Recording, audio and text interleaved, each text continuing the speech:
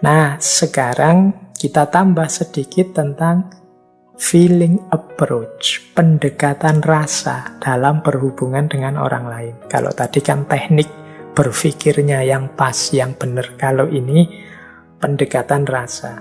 Secara umum, ketika kita memahami orang dari perspektif feeling approach, itu ada 3 pendekatan. Yang 2 positif, yang 1 negatif.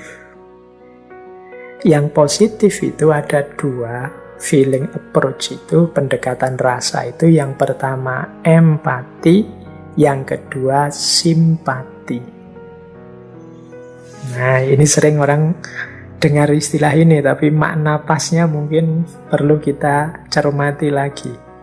Karena kadang-kadang kita memakainya terbalik-balik. Apa bedanya empati dan simpati? Kalau empati itu kita memahami apa yang dirasakan orang lain dan turut merasakan apa yang mereka alami. Itu empati.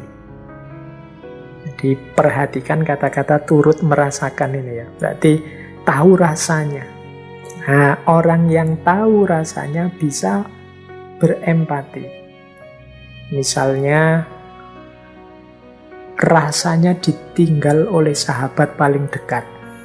Nah, kita pernah ditinggalkan oleh sahabat kita yang paling dekat. Kemudian teman kita pada gilirannya mungkin setahun kemudian juga mengalami hal yang sama. Nah, ketika teman kita mengalami hal yang sama, kita bisa merasakan apa yang dia rasakan. Karena sebelumnya kita juga pernah merasakan. Ini sehingga kita bisa mengempati dia. Aku turut merasakan apa yang engkau rasakan. Ini namanya empati. Dan ini bisa dilakukan syaratnya tadi pernah mengalami sebelumnya. Jadi ini levelnya empati. Ya, misalnya yang pernah ditinggal orang tuanya bisa mengempati temannya yang sedang ditinggal orang tuanya. Kalau kita belum, orang tua kita masih lengkap, kita belum bisa nyampe level empati. Kita tidak bisa bilang, aku turut merasakan ya kamu kehilangan orang tua.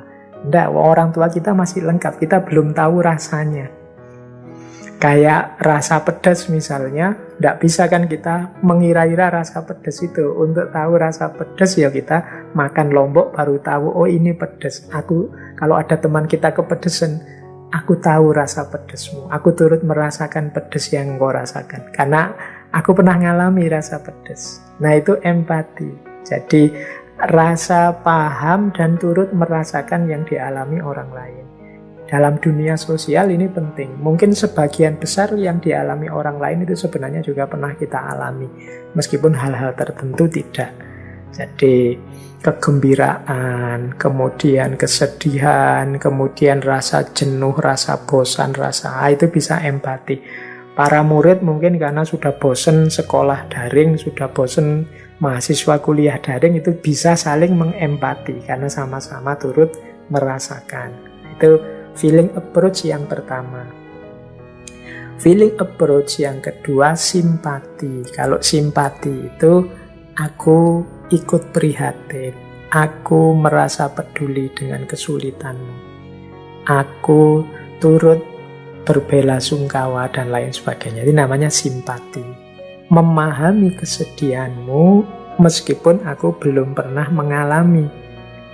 Aku prihatin dengan bencanamu, dengan kesulitanmu, dengan musibahmu, meskipun aku belum pernah mengalami. Aku ikut prihatin. Ini namanya simpati. Jadi, baik empati maupun simpati, dalam dua-duanya ada unsur rasa pedulinya. Bedanya, kalau empati, aku peduli dan turut merasakan karena pernah mengalami. Kalau simpati, aku peduli meskipun aku belum pernah mengalami. Oke, yang ketiga, apati. Ini yang saya sebut tadi, yang coraknya agak negatif. Apati itu Mungkin aku pernah merasakan, mungkin aku ngerti kesedihanmu, tapi aku ndak peduli. Aku ngerti engkau sedih, aku juga pernah mengalami hal yang sama, tapi aku tidak peduli. Nah, itu namanya apati. Kadang-kadang diterjemahkan dalam bahasa Indonesia sebagai apatis, cuek, ndak peduli. Nah, jiwa-jiwa apatis ini jiwa-jiwa yang perlu dididik lagi bagian social thinking. Jadi orang ini perlu tambahan kemampuan berpikir sosial, hidup secara positif menanggapi situasi sosial.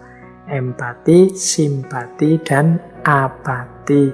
Mari kita perbanyak empati dan simpati dalam dunia sosial kita, maka hidup kita akan lebih nyaman, kebersamaan kita bersama orang lain lebih menenangkan dan menyenangkan. Semoga tidak banyak di antara kita yang bermental apati.